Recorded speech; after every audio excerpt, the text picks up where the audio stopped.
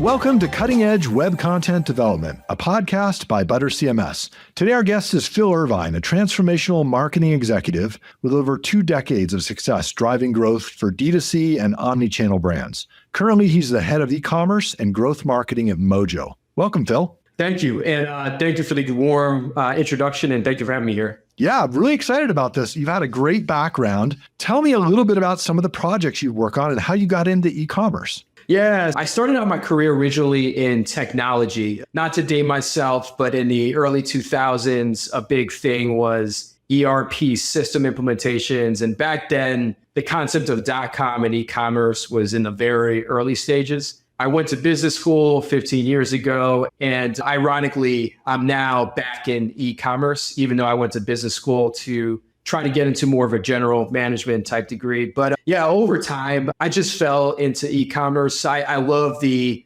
convergence of how you can use technology, whether it's from a data, media buying standpoint with creative, and how you can really come to informed, personalized experience development with connecting directly to consumers. And we'll probably get into more later about the benefits of e-com versus other channels. But it really, with a lot of the work that I'm doing right now, it's working with organizations that have some type of marketplace or brick and mortar presence, but are trying to expand and grow e-com right now.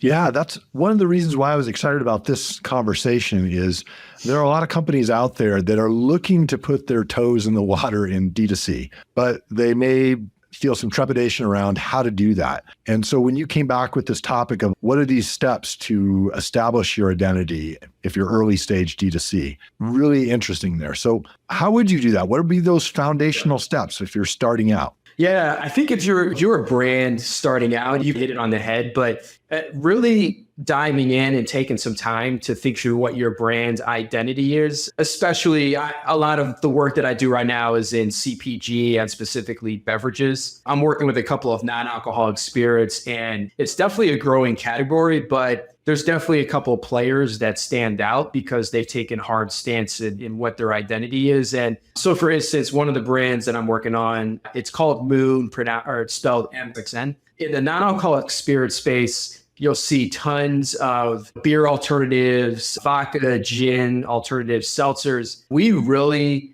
took a stance on having a higher price point, but that's also backed up by a higher quality product. And then on top of that, we took extra time to have really distinguished, unique design elements, not just our logo, but our lifestyle shots, our product shots, the backgrounds we use. And I think for a brand, thinking through how you want to position yourselves and the type of connection you want to make with your consumers, it's really imperative before you go out and just start spending dollars on ads to attract website traffic on Meta, Google, or whatever other platforms. I'll throw out just another example. I worked for 2 years at the Books Company, which is a flower e-commerce delivery company. They came to the market around 2012, I want to say. And at that time, most people know about flowers because of Mother's Day and Valentine's Day. And the incumbents were 1-800-Flowers, FTD, Pro. They were these big behemoths. But Books was able to distinguish itself. They had, number one, they really doubled down with a concept called transparent pricing. So the price that you would see on their website was the price that you would pay when you would check out, as opposed to competitors would have all these upcharges, service fees, extra delivery fees, and things of that nature.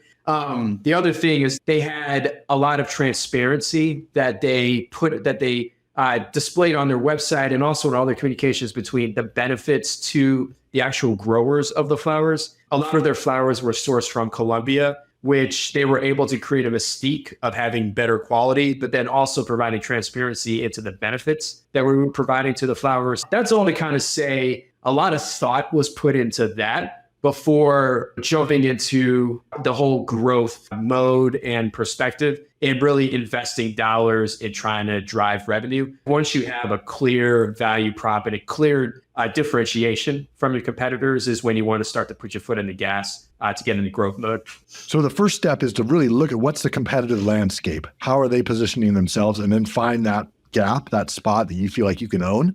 Yeah, I'd say it's that. A big part, I don't want to prove, if you talk to a lot of brand marketers, market research, customer surveys, focus groups, there's all types of other secondary and third sources and whatnot, but also baking that in to understand like where a constant term we use a lot is what is the true white space opportunity? Because if you're trying to compete on value and price and you look the same as all your other competitors, what ends up happening is you end up competing on price and discounting. And a lot of brands just fall into the trap where they're constantly growing because of discounts. And so it's a false growth or false perception of what your true runway is. Yeah, I think investing that time to understand how you can differentiate yourself is crucial. Yeah, no, those are some great stories. I think that for a lot of people, when they think e-commerce, they're just thinking, what are the products we're going to sell? What's the technology stack we're going to sell it on? How are we going to promote it? Not necessarily these ideas of what are the other competitors out there and what's my space and how am I going to own that?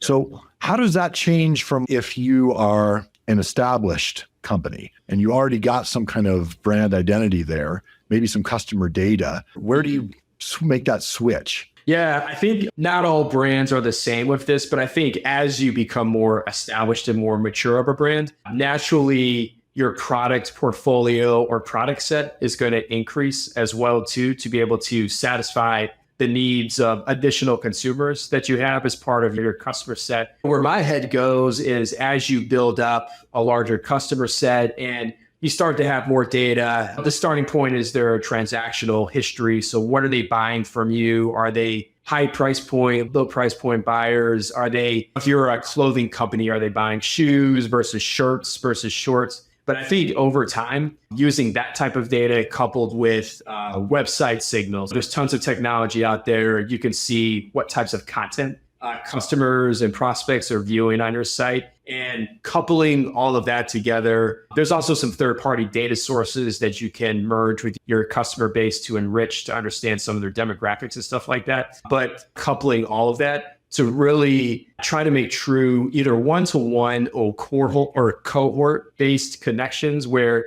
you can start to have a lot more relevancy towards what a customer is looking for you from a brand perspective, where you the big thing is making a shift from not just pushing out what you can offer, but to understand what the needs of your customers are and having relevant interactions with them, as opposed to just one-way communications of just trying to push products and sales on. So this kind of happens organically as you start getting data and you're selling more, you start getting a data set and an idea of what they want. How do you then transition? You said something really interesting there, making it not be a one-way communication, but getting interaction. How do you transition from just having data to getting some kind of interaction and building a strategy based on that for e-com? Yeah, I'll double click a little bit into what I was just saying, which is more from an outbound marketing perspective, but then the whole customer experience and inbound experience management is also crucial to get at that. But yeah, just to give you an idea, I used to work with a large entertainment company, and they had fallen into a trap of the one-way communication. They had 3 unique product lines. Each product line had their own siloed marketing strategies and tactics. So they would have revenue targets, certain media budgets, and then would just put the foot in the gas and just try to meet those targets without any coordination with the other product lines. So even if a consumer may have already been a customer, they may still have been trying to engage with them to try to meet their revenue targets. So a big thing that you'll hear with brands is the concept of persona or cohort-based planning and marketing. So once you start to have more of this data, and you can, if you can, augment your data set with demographic, family situation, and that type of information, you can design. The sweet spot is usually 4 to 5 different cohorts. And then as you go into either product launches or new seasons, having unique experiences that you use to engage with customers, as opposed to starting top down and saying, it's Halloween, let's just send this Halloween promotion to everybody, but having 4 or 5 unique types of strategies and tactics based off of your personas and cohorts. I think the other piece especially with e-com, that becomes critical once you get a little bit of scale is how you manage things like shipping, fulfillment, and then inbound customer inquiries. I think the marketing piece is obviously priority because you need to market and advertise to attract sales. But once you get into the mix of having to fulfill and deliver products on time, having data about your customers and having that historical transactional history and maybe insight into contacts where they've maybe given you positive reviews or negative reviews and being able to proactively address those is also critical to develop these personalized experiences. And I'll give you one example. At the Books company,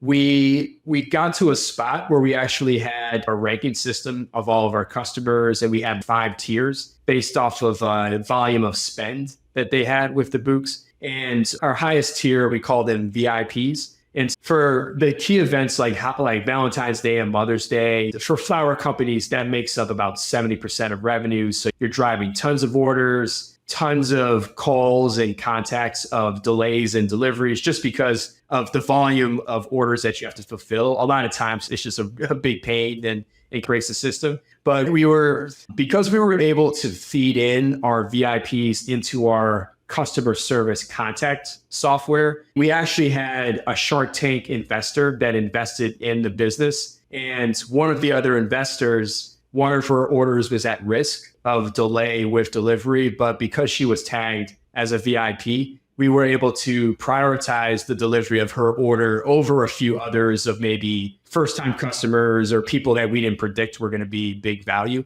And we're able to satisfy an on-time delivery because we had her tagged in our customer service system. Just one example of how you can think about using data to prioritize interactions or things from a fulfillment perspective, but hopefully that's helpful. No, that was very helpful. I love that you gave a number to how many personas or cohorts you're going after, and that you talked about ways where you could interact with them, like in a review situation. There's a way to give feedback there. In a shipping situation, there's a way to prioritize.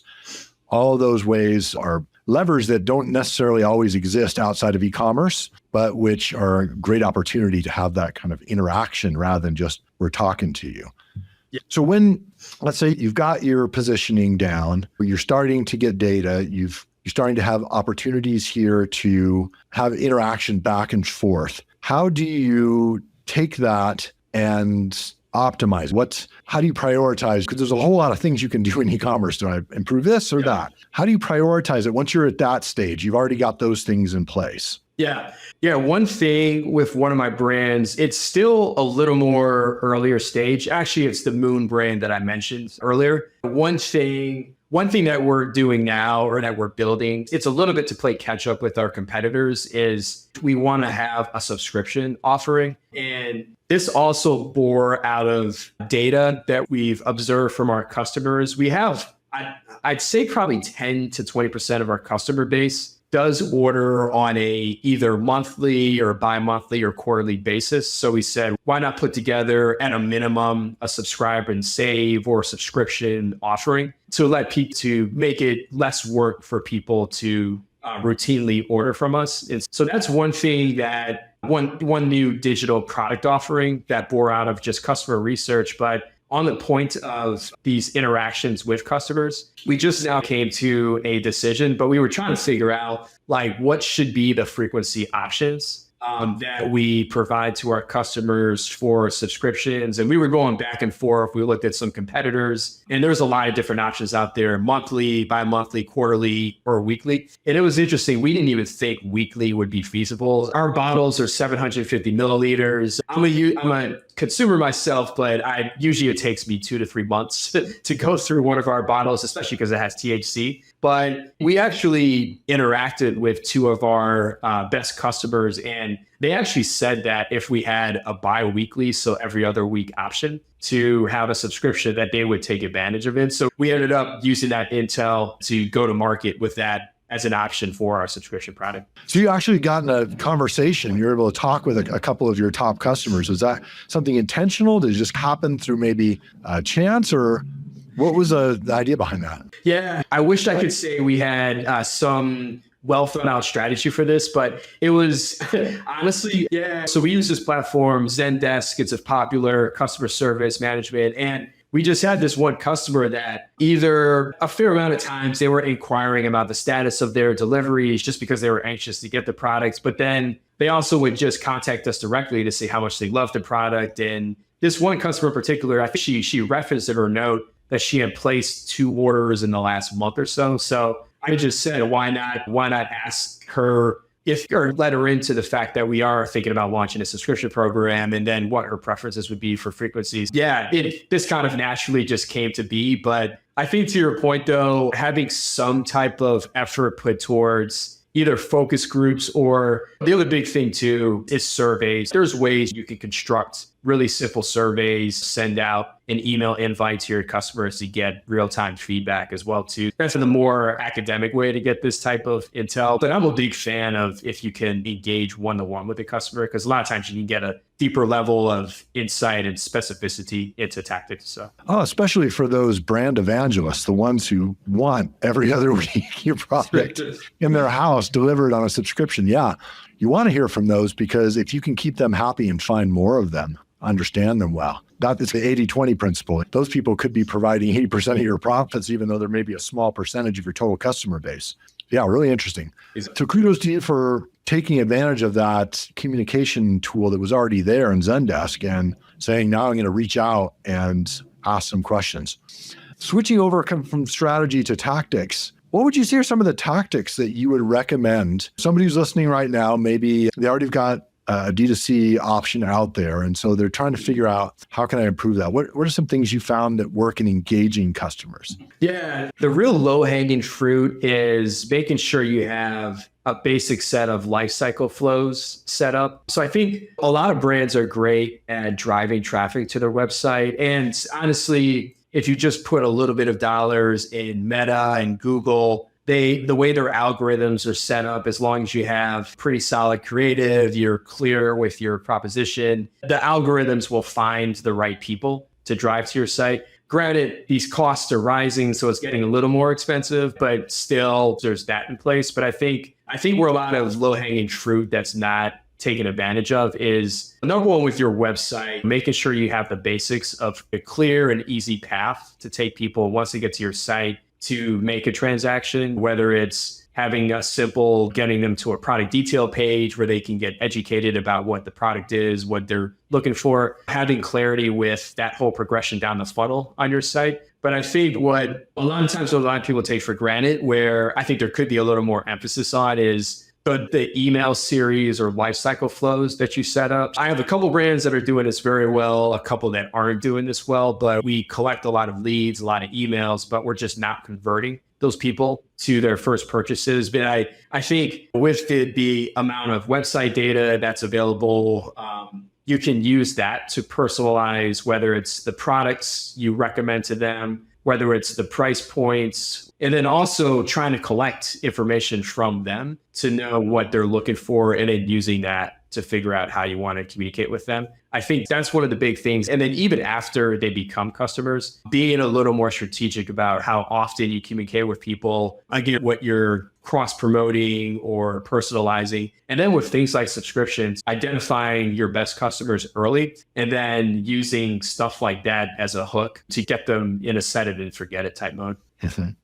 No, I'm interested that you mentioned emails. A lot of rumblings out there that consumer email is dead, but you're obviously having success with some of your sequences. You're having like a drip sequence that's going out, that's engaging people. What do you think people could do to make sure they're improving their email so that they get this engagement across the life cycle? Yeah, there's playbooks out there. And for your audience, I'm happy if you want to contact me to chat through this. But the best way to think about it is, especially if you're working for a brand, get in the shoes of yourself as a customer. What would you want to know about a brand before you purchase? If you're interested before you purchase, do you need some more education about what the brand is, the best products, what your options are? And then when you're a customer, a big thing is thinking about not just cross-selling and cross-promoting, but how can you think about engagement with a customer that's going to make their experience with your product more valuable and more fruitful? Like, how can you improve their usage of your either brand or service offering or experience so that they'll be wanting to transact with you again. And then I'm oversimplifying this. There's a lot of other scenarios and use cases. But then again, for your best customers, how do you want to think about treating them differently so that they feel extra special? So they're not going to defect and go with a competitor. Because once you get somebody to become a best customer, you want to keep them for life. So that's a real simple way I would think about it. There's like from a tactical perspective, there's tools like Klaviyo is the real popular marketing tool because it integrates with Shopify. And Klaviyo is pretty solid. They actually have a lot of recommended lifecycle flows that you can just leverage their templates and then put your brand tone and imagery to put into market. So there's that. There's other things like you want to make sure your deliverability is solid. You have emails that are cleansed. Like some brands, they buy email lists or acquire them from other sources, and they might be invalid or not likely to engage. So you want to be careful about stuff like that to make sure your emails reach inboxes. But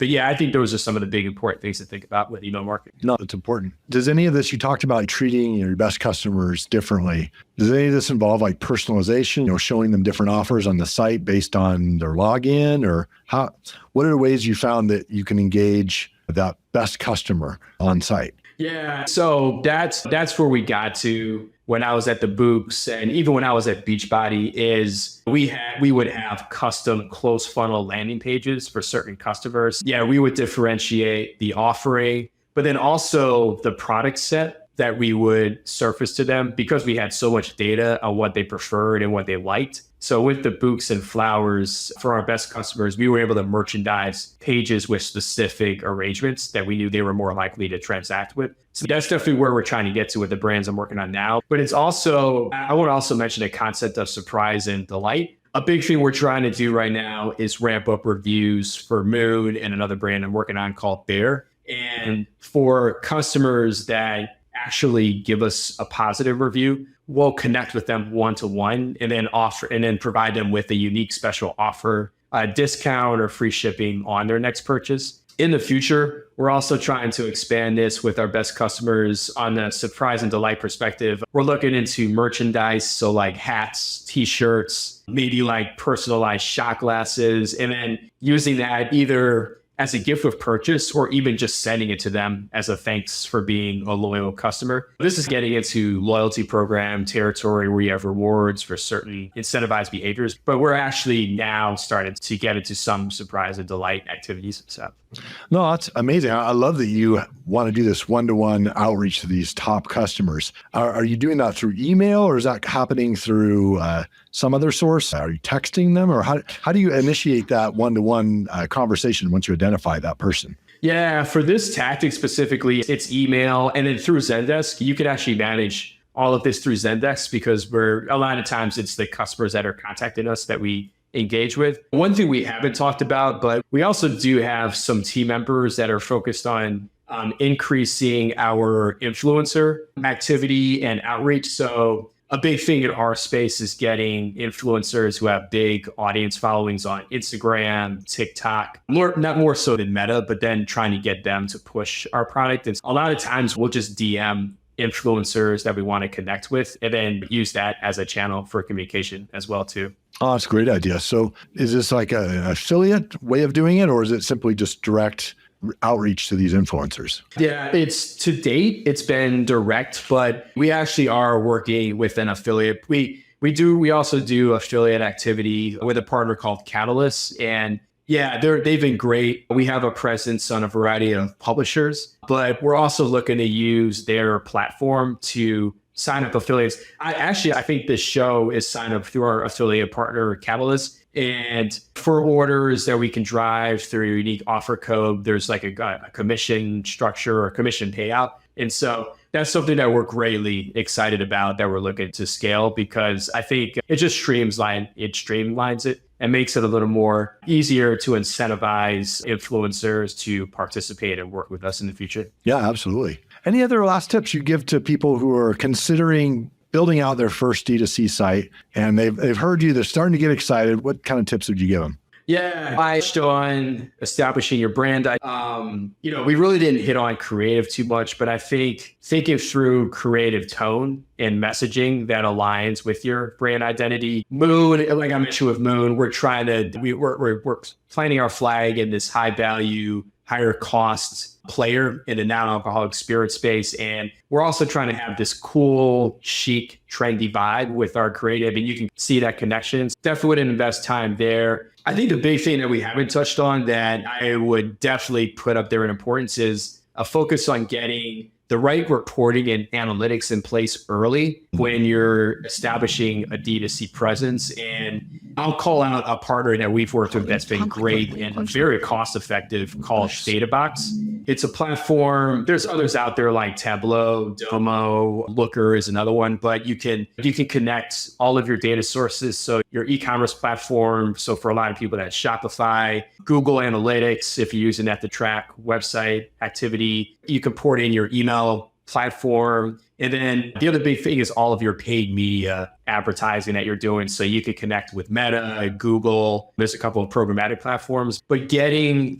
dashboards and data visualizations in place to understand what are trends with website traffic, conversion rate, like where is drop off in conversion happening on your site, what media channels are more effective than others, where can you optimize spend, optimize creative. Like getting a big thing that we did that was a big benefit with Moo was we got all of that in place like within a month or two and when we launched, and it's just made it easier and a better use of our time to make decisions with optimizations now that we have a lot of these views put in place. For the audience listening, if you haven't put time into that, I would get on that as early as possible so you truly understand how you're using your dollars for growth. Yeah. Is that something, a data box, that they require a developer to connect everything and set up your dashboards, or is that something you could do yourself? Yeah, so the reason I call them out is that it's not required to have a developer skill set. Literally, you just need the login credentials for each of the platforms of where your digital ecosystem, and then it's a drag and drop user interface. There's some calculated metrics that you have to put together. So you have to have an analytics minded person, but yeah, there's no development skill set required with that. So. Nice. Shout out to DataBox then. Tell me, where are the places that you find your inspiration when you're trying to get ideas and stay on top of what's going on in e-commerce? Yeah, it's a good question. You know, it's funny, about a year and a half ago, I was in job search mode and trying to figure out my next move after I worked at a private equity company. And it's funny because I hated Slack, the communication tool. I had a little bit of PTSD from some clients that I worked with that weren't the friendliest, and a lot of the back and forth was through Slack, and it wasn't that positive. But there's a couple of Slack groups that are really solid. One's called Efficient Growth. Another one is called Startup CPG. And I'm a part of a couple of others and happy to share with the audience later. But there's a couple of Slack groups like these where with these communities, they really are good and proactive about sharing the latest and greatest with trends in e-commerce, whether it's digital merchandising, paid media, trends, creative, pricing strategies, packaging, third-party fulfillment providers. Like,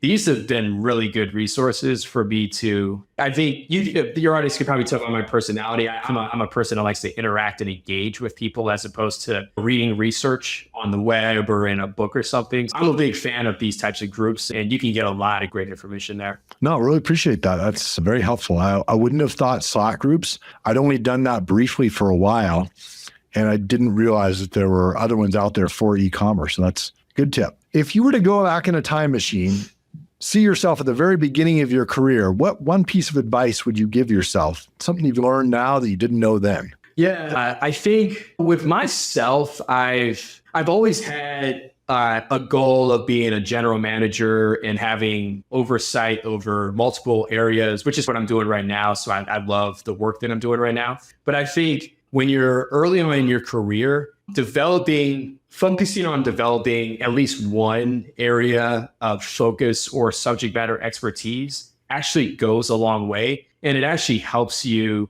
to translate what you've learned in that area to other facets of running a business. I think too early on in my career, I was trying to be a generalist where I didn't know what I didn't know about so many areas. But for instance, in my career, I got into a general management program with Experian. I wasn't that successful with it because I just had a lot of projects that I wasn't fond of. But I moved to a different division of Experian, and I worked in marketing for 2 years. It's not what I had envisioned, but that experience was truly valuable because I was able to understand email as a channel and then expand into all other digital channels, understanding the website, how the website connects with media, customer service. And so anyways, I would have given myself that advice earlier on in my career, become an expert in one area and then expand out. Yeah, that's great advice. Even if you want to be a generalist, get expertise in one area deep so that you can have that as something to fall back on and also be able to understand other areas. Because